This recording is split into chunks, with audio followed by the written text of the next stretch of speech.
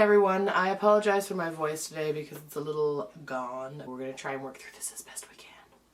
So today's going to talk about MAC Cosmetics. So I applied to work at MAC quite a while ago before I found out I was going to have a different job. I actually currently technically work for MAC Cosmetics. I am an on-call position, which means I don't actually have set shifts. They just call me when they need somebody, or there's an extra shift, or somebody doesn't show up because they're sick, or they just have a lot of people that day. There's 3 interviews. There's one that's kind of like a job fair where you sit down and talk with somebody from the store, and then if they decide that you pass that round, then you go into a makeup test. Makeup test is physically where you're getting products and putting makeup on people. There's different scenarios that they choose for you each time. But basically what you want to do is make sure that you're talking to your client. You have to bring somebody with you. You have to bring a model. So you have to talk to your client. You have to explain to them what the products are.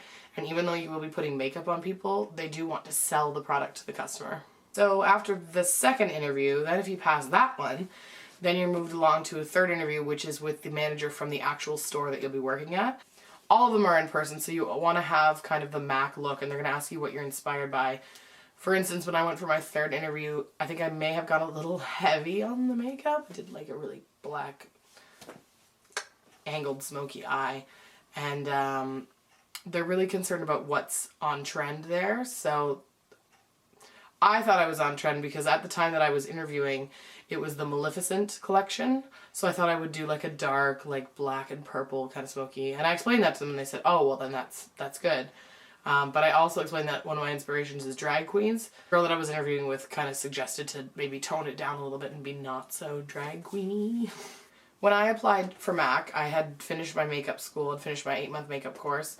But I have seen people who have worked at MAC who just love makeup and have worked on it and fine-tuned their skills. There's no specific MAC training program type of makeup course. You just have to have like a background in makeup or be really passionate about it and show that to them so that they want to hire you. And I thought I was going to I worked on for about a year my portfolio and I did a bunch of different pictures and I had it all ready and they didn't ask for it once. So you don't need to have some sort of magical portfolio that you can whip out and show them looks. As long as you can show them that you know what you're doing, then they'll consider you for a position.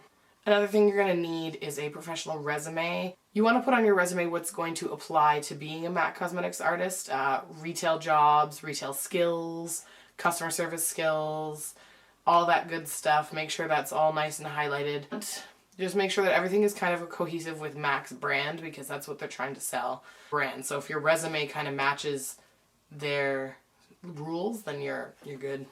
MAC is one of the highest rated companies for makeup and I really wanted to be a part of that. I thought it'd be great working at MAC because I would know a whole bunch about one specific line of products and then I would know everything about it and I would just build up my skills. But as of August, since it opened, I haven't had a shift. It's in the mall that I go to constantly, so I kind of, which is helpful. If you go to the store, if you're on call and you go to the store and you're buying your stuff, just kind of say hi to the manager, just say, you know, do you remember me? I'm on call. And what they say to me is when we have the hours, which is fine. If they don't have the hours, then I didn't do anything to influence that. So you just kind of got to wait it out until you start getting shifts. And then when you do get shifts, impress them so that they want to call you back. Because there's a long list of on-call people. And if you've never worked at MAC before, like, you might be near the bottom.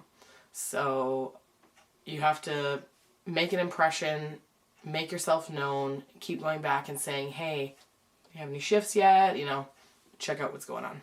And if you're not hired at MAC, it's not the end of the world. It's just one of many, many places where you can use your skills as a makeup artist, or if you want to kind of do the makeup artist retail route, or you can, you know, branch off and do some freelance. Weddings, parties. If you do SPFX, you can do Halloween is a really good time for you. I know that's only once a year, but you might as well do it while you can. You just have to keep practicing, and when you feel confident enough that you're able to apply for MAC, I didn't find it that stressful, and I'm a very stressful person. So going through 3 interviews where they made me feel quite comfortable. It wasn't that big of a deal. If you're afraid to apply just because you're scared that you won't get it, if you don't apply, you're never going to know. So apply, go through the process. If they don't hire you, it's not the end of the world. There's plenty of other places that want makeup artists. So if you're thinking about applying for MAC, I say do it. Depending on where you live, if there's a high demand for MAC products, you might get shifts right away, or you might wait a while like me. If you want to try somewhere else, you can do that too. MAC is just one of many places where you can use your skills as a makeup artist. So I'll see you in the next video. Hopefully by then I will have worked a shift at MAC, and if not, it's not the end of the world.